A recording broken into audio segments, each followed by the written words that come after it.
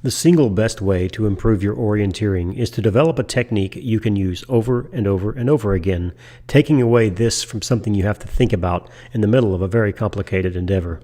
The technique we teach on the Tahoma Orienteering team is a repeatable technique. It is also one that allows you to use the compass in every situation, either it be for bearing or for distance. Lastly, it allows you to have a quick visual confirmation when you look down both at your map or up at the actual terrain. Oftentimes I see people rotating their maps trying to locate their position on it, or better yet, I see them flopping the map in the wind, only to find themselves lost and then repeating the rotating. I call this the rotating and locating technique, which is highly ineffective. It's a sure way to lose time, especially when you're in a race. Let's talk about the Tahoma technique.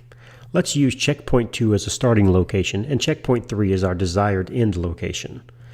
We want to put all of our focus down the line we're going to go. The first thing we need to do is fold the map. We're going to fold it parallel to the direction we intend to go.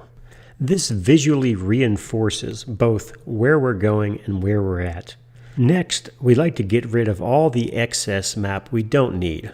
Additional folding could be a technique you'd like to employ at this point in order to gain further control and further focus of your map. However, use caution to ensure that you don't fold away items on the map that would be required for route choice and direct navigation.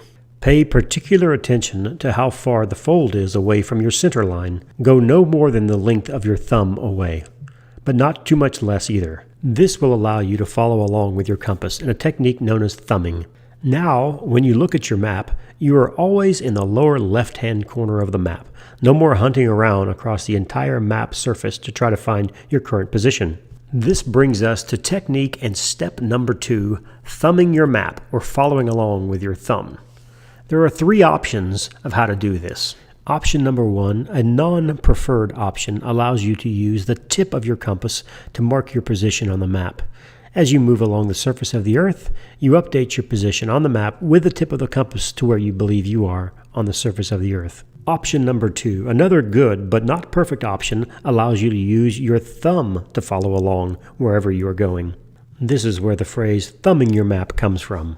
And option number 3, the technique we recommend, is the technique of offsetting your compass parallel to your intended track. This offset allows you to both use your measuring tool and as well as provides plenty of room on either side of center line to see the features.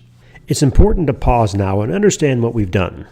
We've placed the compass with the crotch position where we are approximately located. We took the tip of the compass or the track indicator and pointed it down the direction we want to go. The compass now represents the way we want to go on the map. Now all we need to do is make sure we are facing the direction we want to go in real life. That process is called orienting yourself.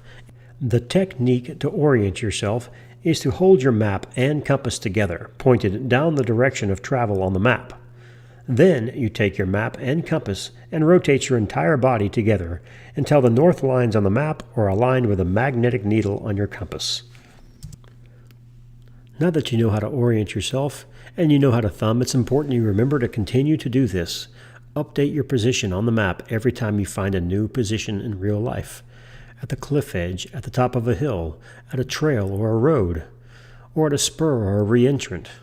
Each one of these positions is an opportunity to relocate your map. And as you approach or reach a new checkpoint, it's time to do the 3 steps all over again. Step 1, fold. Step 2, thumb. Step 3, orient. And let's not forget step 4, and that is go.